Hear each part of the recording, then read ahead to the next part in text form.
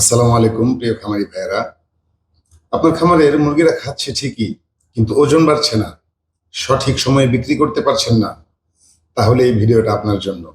আজকে আমরা জানবো মুরগির ওজন না বাড়ার 7টি সাধারণ কারণ এবং সেগুলোর সমাধান। অনেক খামারি ভাই বাজার থেকে নিম্নমানের খাবার কিনে মুরগিকে খাওয়ান, যেই খাবারে পর্যাপ্ত পরিমাণ পুষ্টি উপাদান সঠিক হারে থাকে না, যার ফলে মুরগির বৃদ্ধি ক্ষতিগ্রস্ত হয়। এছাড়া নিম্নমানের খাবারে বিভিন্ন ধরনের টক্সিন এবং অন্যান্য ক্ষতিকর উপাদান থাকে, সেগুলোও মুরগির দৈহিক বৃদ্ধির ক্ষেত্রে বাধা হয়ে দাঁড়ায়। কৃমি হলে মুরগি খাবার হজম করার পর খাবারে থাকা পুষ্টি উপাদান সমূহ কৃমি শোষণ করে নেয়, ফলে মুরগির ওজন বাড়ে না। মুরগির বয়স 25 থেকে 30 দিন হলেই অ্যালবেন্ডাজল বা লিভামিজল কিংবা পাইপারাজিন গ্রুপের কৃমিনাশক খাওয়াতে হবে। তাহলে মুরগি যত খাদ্য খাবে তার সবটুকুই মুরগির শরীরে থাকবে, কৃমি আর পুষ্টি চুরি করে নিতে পারবে না।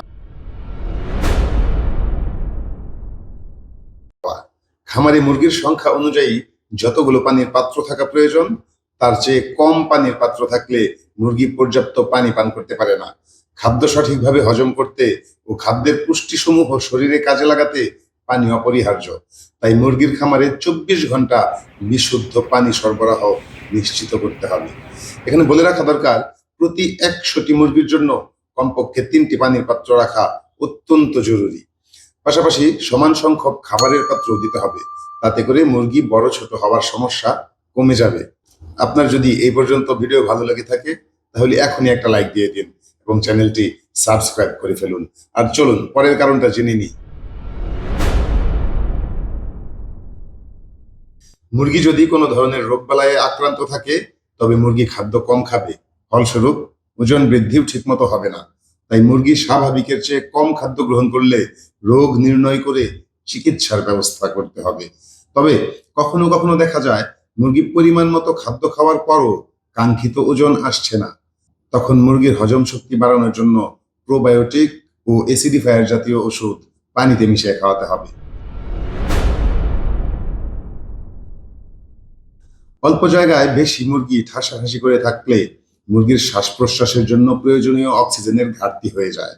পাশাপাশি অ্যামোনিয়া গ্যাস সৃষ্টি হয়, এতে করে অক্সিজেনের ঘাটতি আরো তীব্রতর হয়, যার ফলে শরীরে রক্ত সঞ্চালন কমে যায়।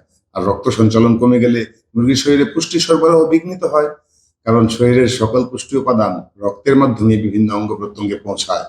তাই মুরগি অধিক ঘন হয়ে গেলে মুরগির গ্রোথ কম হয় এবং রোগবালাই বেশি হয়।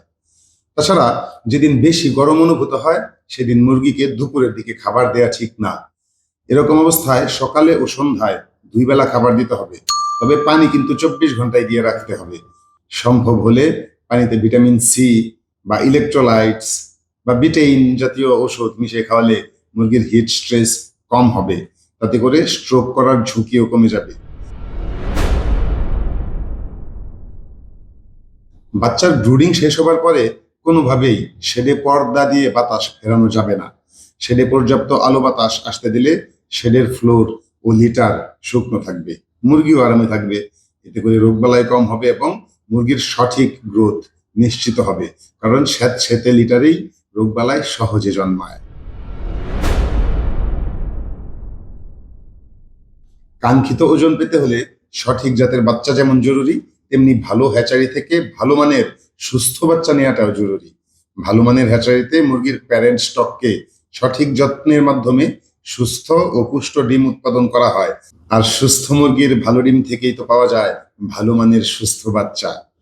প্যারেন্ট স্টক যদি রোগে আক্রান্ত থাকে, তাহলে বাচ্চাও জন্মগতভাবে রোগ নিয়ে জন্মাতে পারে, যার ফলে যেমন বাচ্চা মৃত্যুর হার বেশি হয়, ওজনও কম আসে। তাই কিছু টাকা বেশি দিয়ে হলেও স্বনামধন্য ও প্রতিষ্ঠিত কোম্পানির বাচ্চা কিনতে হবে, কারণ আমরা তো জানি শেষ পর্যন্ত যতগুলো মুরগি বেঁচে থাকবে এবং যত ভালো ওজন আসবে, সেটার উপরই বেশিরভাগ নির্ভর করে আমাদের এই ব্যাচে কি পরিমাণ টাকা মুনাফা হতে পারে। আশা করি আজকের আলোচনা আপনার উপকারে আসবে। আপনার আর কোন কোন বিষয়ের উপর আলোচনা দেখতে ইচ্ছে হয় তা কমেন্ট করে জানান। আপনাদের চাহিদা মোতাবেক ভিডিও নিয়ে হাজির হব বাংলা ফার্ম ইউটিউব চ্যানেলে। আপনার যদি ভিডিওটা ভালো লেগে থাকে, তাহলে একটি লাইক দিন, আপনার খামারি বন্ধুদের সাথে শেয়ার করুন, আর অবশ্যই সাবস্ক্রাইব করতে ভুলবেন না। ভালো থাকুন, সুস্থ থাকুন। আসসালামু আলাইকুম ওয়া রাহমাতুল্লাহ।